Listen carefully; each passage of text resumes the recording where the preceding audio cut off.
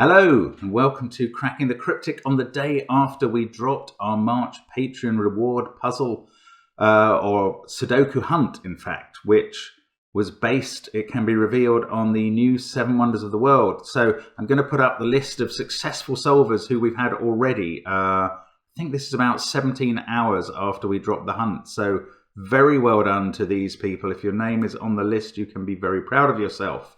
Conan Tom de Wilt, Dutch brothers, I think, who came in first in 3 hours and 20 minutes. And Zach Tierman, the first solo solver, was only 11 minutes behind them. So for some reason, these puzzle hunts always produce very close finishes, and this one was no exception. But very well done to anyone who's done it. Lots of people were up through the night doing the puzzle hunt, and hats off to them for their dedication. Yeah, these puzzles were based on those 7 Wonders of the World, which exist at the moment. Sorry, I've cut off some of the name there. There we go. And intriguingly, I think only 2 of the puzzles haven't been named by multiple people as the hardest puzzle in the hunt. So maybe if you're thinking of joining Patreon, this is a great time to have a go. It's generally been deemed a much more accessible Sudoku hunt than many that we've done before. You can try any one of the puzzles in any order until the last one.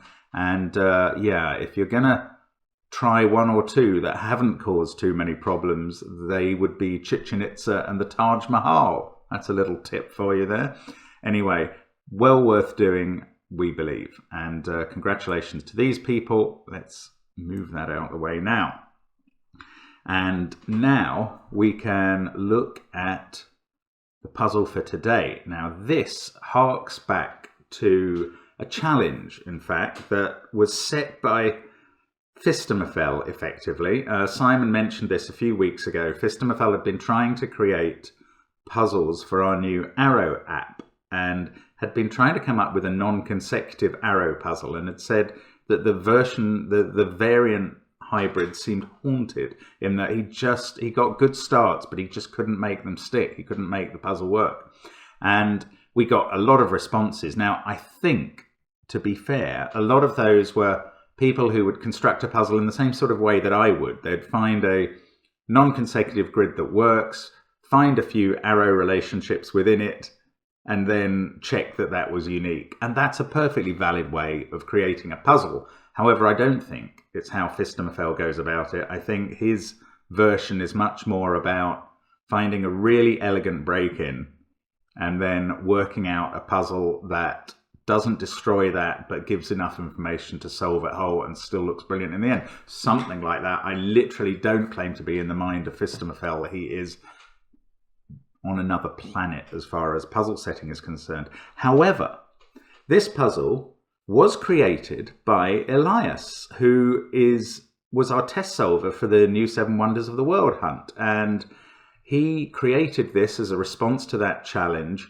Now, what marks this out from the other responses is that when he posted it on Logic Masters Germany, amongst the really good comments saying what a brilliant puzzle it is, was one from Fistamafel. So I think we can rely on the fact that this one is going to be a cut above what you can do with an arrow non-consecutive puzzle. So we'll see how that works. I'm a little bit in fear, frankly. If Fistamafel says it's good and it's rated pretty hard, this might be troublesome, but let's see. So the rules are non-consecutive Sudoku. No 2 neighboring cells can contain consecutive digits. Stated like that, sounds a very simple rule, but it really, the negative constraint involved gives rise to some absolutely fascinating logic. Now, I have never seen a non-consecutive puzzle used with arrows, and arrows say that all the cells on an arrow add up to the number in the circle of that arrow. So that's the rules. I've slightly adjusted these arrows so they're not pointing to the center of the cell, as that would give an odd looking shape, but obviously there are cells shared by 2 arrows in a couple of places. Do have a go at this puzzle on the link under the video. I'm told, well, I mean, we have the word of the master Fistamafel himself that it's brilliant, so I believe that it will be. I'm going to have a go now, finally. Let's get cracking. Right. Well, the thing I know about arrows is... No, the thing I know about non-consecutive is that the constraints are quite marked. In thermo puzzles, for instance, where you have a straight line arrow, you have to jump up in at least 2 every time, which really markedly changes how a thermo works. Now, does that work for an arrow here? This could be a 9 with a 1, 3, 5 on it fairly easily. It could. There's 2 ways. There's other ways it could be a 9. It could be a 9 if the 1 and 2 are separated by 6. It can't be a 9 with a 2, 3, 4 arrow, because at least 2, the digit 3, wherever it appeared on that arrow, would be next to either 2 or 4, which is illegal. So, okay, so there's a 1 on the arrow, because even if it's a 9, it's got a 1 on. All the combinations for 8, 7, and 6 have a 1 on. And in fact, it can't be 6, because 1, 2, and 3 you can't do together on an arrow. 2 would be next to a 1 or a 3. I don't think I can go much further than that. If this was 1, 2, 6, the 1 and 2 would have to be separated by the 6. If this was 1, 2, 5, same thing. The 1 and 2 would have to be separated. If it's 1, 3, 4, then it's the 1 that would be separating the 3 and 4. And if it's 1, 2, 4, you'd have a 4 separating the 1 and 2. But if it's 1, 3, 5, it could be any of them. So, I mean, this cell even, although it's constrained under whichever arrow it is, it can still be anything from 1 to 6. Now, this arrow might be more useful. It's got a different shape. Again,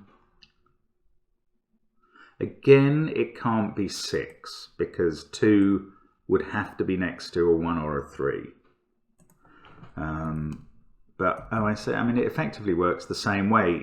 It's just that the 3 cells in a line are in that sort of bent line. So again, unless it's 1, 3, 5, this cell will be splitting up 2 consecutive numbers on the arrow. That's not very helpful. All these arrows are so short,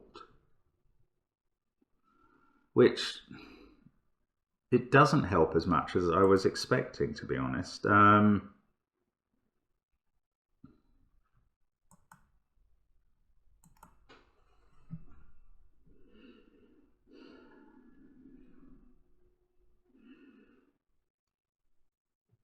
Two of them are just 1 cell arrows. Sometimes there's interesting geometry there, because whatever's up here has to go in those 3 cells, and whatever's here has to go in those 3, but I don't think that's particularly relevant here. Where they're here, there can never be a 1 on the arrow, because it will always be next to a consecutive digit. So these sorts of arrow, and there's another one here, must be at least 5 with a 2 and a 3 on. Or maybe that, can we extend that principle of where 1s can go?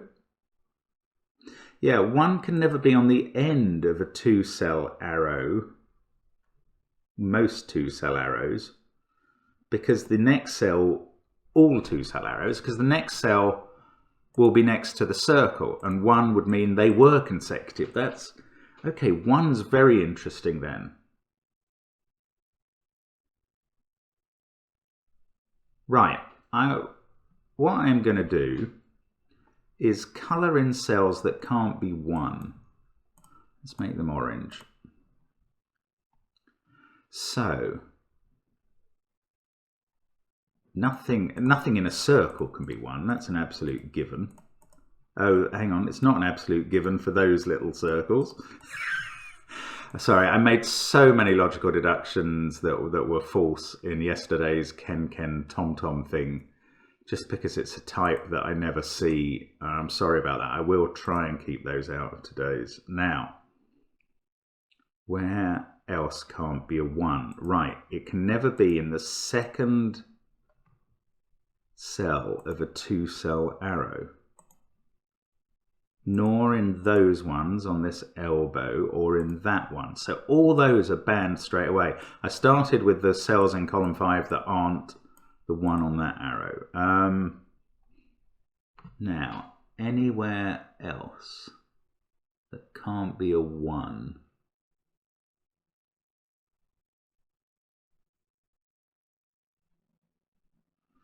This is not as conclusive as I'd hoped, I have to admit. That could easily be a 1. This one would make... Oh no, this one can't be a 1 in this case. Oh right, yes, that doesn't work for both arrows, but it does work for that one. This can't be a 1. Ah! Well, that's got interesting. Now there's got to be a 1 down in box 7 in one of those positions. Now all of these can't be 1. Can this be a 1? Yeah, I think it can.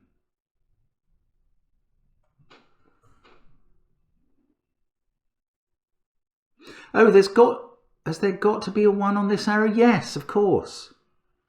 Oh, I forgot that. Sorry. Just as there was a 1 on that arrow and that this arrow had a different shape.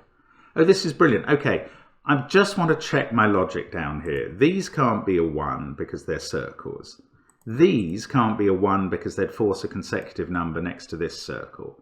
This can't be a 1 for the same reason. And this can't be a 1 because on this arrow, yeah, that's fine. So there is a 1 in there, so there's not a 1 on there. There has to be a 1 on this arrow, because otherwise it has to be made up of 2, 3, 4, and the 2 will be touching something. So the 1 goes there. That's our first digit. Right, now I can shade a lot more cells that can't be 1s there as well.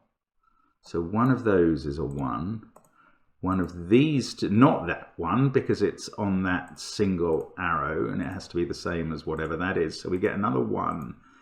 In there and in there, loads more cells to shade. That's a tongue twister. That can't be a 1, same reason, it's the same as number as that. So 1 is now in one of those 2 cells. They're not 1s. In fact, we can color them, and that gives us a 1 on an arrow, on a 2-cell arrow as well.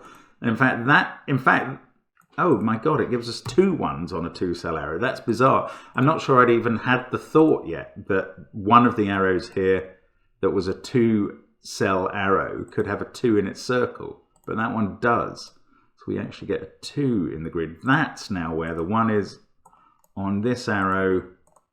Oh, that's fantastic. Right, that can't be 1. They are all seeing... Oh, sorry, I didn't manage to get rid of the number there.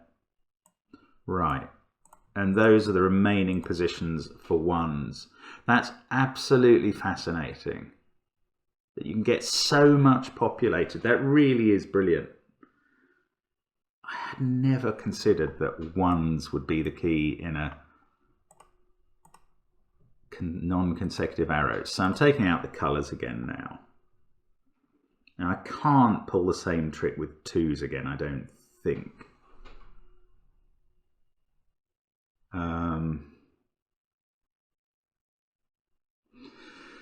Right, what can this 7, 8, 9... Yes, this has ruled out some things. So if this was a 7, it would be 2 there and 4 there.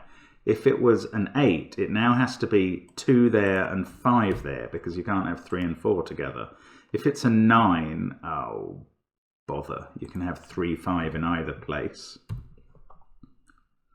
Or 2, 6, 1. And that's all. Same must apply up here in kind of the other order.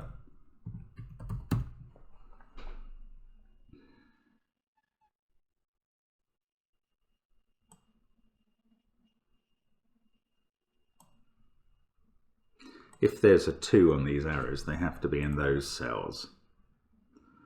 Oh,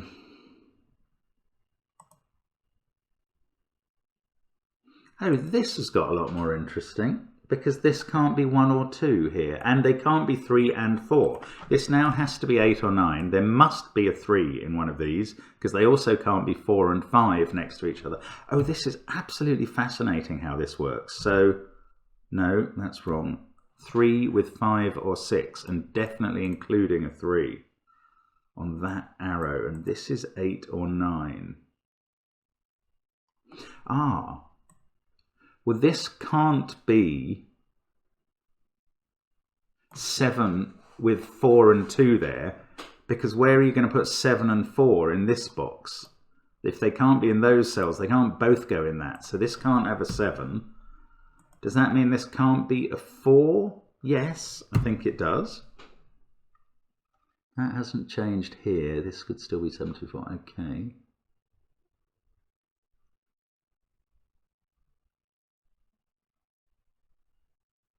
Oh yeah, look.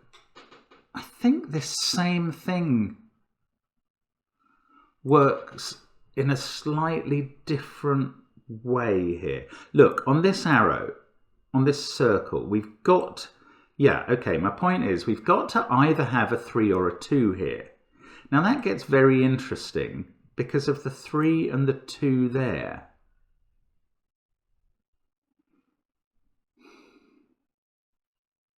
We're not going to have both a 3 and a 2 here. So one of 2 or 3 is in one of these cells and is teaming up with the other of 2 or 3 to be used up. And what I'm saying, and I may not be saying this the most elegant way, is that 2 and 3 cannot both be in these cells, which also don't contain a 1. Oh, and that's absolutely perfect, because one of the arrows can have a 2 or a 3 on. They can't both have 2 and 3 because 2 and 3 aren't both there. One of them is there, joining with another one there to rule it out of those cells. Now, I don't know whether that's 2 or 3, but I know they can't both be here. And therefore, one of them can be on one of these 4 arrow cells, but the other arrow has to have at least 4 and 5. And clearly that's the absolute, as well as being the minimum on that other arrow, it's clearly the maximum sum. It can't be here or they'd be consecutive. That must be 4 and 5 with a 9 there. That is astonishing. I am blown away. That is brilliant. 8 there. 6 there. I love this. I love this. This is so clever that it's mental. 9, 4, 5. Right. So well, there is a 2 or a 3 on this arrow, and it's not sitting there because it would either clash by Sudoku or by non-consecutive. So it's sitting there. 2 or 3. What is this cell then? This can't be a 1, a 2, a 3, a 4, a 5. Wow, it's got to be 6. It's got to be 6. 6, 2, 8. And that fixes that as a 2. So this is a 2 by Sudoku now. This isn't a 3 or a 5. In fact, that's 6 and 8. No. I'm doing the maths wrong. Let's go back to there. I forgot to add in the 1. 1, 3. Right. So I don't know whether that's 5 or 6 yet. If it's 6, 6 goes in there. Oh, well, I know this is a 1, 3, 7 triple. Top one can't be 7 by non-consecutive. That didn't resolve anything, but it does resolve what's in here. If that's a 1, 3, 7 triple, they can't be in those cells. 7 goes in there. This is now a 4, 6, 9 triple, and that does resolve the top as 5 and 8. Oh, look, 6 is sitting next to 4 or 5, so we can do that by non-consecutive. Oh, and you know, with all these digits in the grid, this might suddenly begin to look easy. I mean, that would be weird. Look, this is a naked single. It can't be 6 or 4 because it's next to 7 and 3. So that's a 9. Those, oh, in fact, that has to be 6 because it's next to 3. 4 on both of those arrows. That must be a 4 by Sudoku. This can't be a 5. Oh, what's on this arrow? 2, 7, 9, 4, 1. I'm not going to prejudge anything. This can't be 4 or 6. Let's just go down doing what's straightforward here now. That can't be 1 because it's looking across at a 1. Poor scanning. Hopefully no poor logic yet. 3, 6, 2, 1.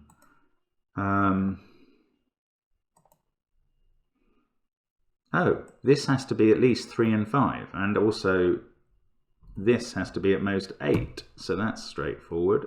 If I can get the right mode. That makes this a 6. We get a 2 on the arrow. This isn't 9. So it's either 2, 4 or 2, 5, isn't it? Yeah, it is. So that fixes the 2. Ooh, where does 2 go in the top box? Got to be there because it would be next to a 1 there. So that fixes the 5, 3. 6 and 7 have to be separated. Otherwise they would break the rule. 7 and 8 here have to be separated. And 7 can't be next to 6. 2, 5, 9 at the top. Neither of those can be a 2 because of the 1 and the 3. And 9 can't be next to the 8. It's lovely how this, well, I like how this all just suddenly, well, collapses is the wrong word. This is 3 or 6. It can't be a 5. This has to be the same number and has to be the same as one of those. So it clearly can't be 2 or 4 or 6. So they must be 7. That makes this an 8. 5 there. Still haven't got that 4, 6 resolved. 8, 2, 5, 7, 1. 4 can't be there, so 4 goes in there. 6 can't be next to 5. Oh, this is where I start to worry I've got a mistake creeping in. Well, that can't be 3, so because that would put a 1 here, which is nonsense in every way. 3 and 8 down here, they can go in. This is a 4 and 6 down here, straightforward. Still haven't resolved the 1, 7. 2, 5, 9, that's a naked single 2. 5 can't be next to 6. 4, 9, 8 across here. The 4 has to split up the 9 and 8. And we were just finishing off suddenly what was an absolute monster to start with, and yet has become a pussycat now. Love it. 1, 4 and 8. This is I mean, yes, it's got easier now, but this has been a really elegant puzzle. Oh, that's quite interesting. I'm just gonna, I can solve that, but I just like the fact that in a way this puzzle ends with a deadly pattern of 1s and 7s here. That in a normal Sudoku you'd just end up going, well, what can I possibly do? But here we've got a 2 sitting next to one of the cells, oops, which therefore can't be a 1, and that lets us finish off. And that is a brilliant puzzle. I mean, Elias has set some great puzzles. I think some of them have been very, very difficult. And I don't know, at the beginning I thought that was very, very difficult. But suddenly you have one intuition with the 1s and a bit of tricky work with the 2s and 3s in these boxes. And it's all done. I really like that. I mean, no wonder Fistemfeld gave it his seal of approval. I think that is a classy puzzle. And yes, I have to also credit Elias with the fact that the Christ the Redeemer puzzle in the Sudoku hunt has now become a really entertaining puzzle, and certainly many people's most difficult one of the hunt. It was originally really easy, and Elias said, well, it's a bit dull, it doesn't really do anything, and we changed it up, and it's quite good now. So thanks very much to him. I think he really has a feel for this stuff. So well done to all of those solvers of that Sudoku hunt. Good luck if you're cracking on with it today. Do have a look at the Puzzle Hunt discussion channel on the Discord server, where you can get a lot of hints and help if you get stuck at any point, and you may well. There are some interpretations of the English in the instructions that people are clarifying there. Personally, I still don't think that they're particularly ambiguous, but I can understand how some people might. Anyway, not to worry. Thank you very much for watching, and hope to see you again soon on the channel. Bye for now.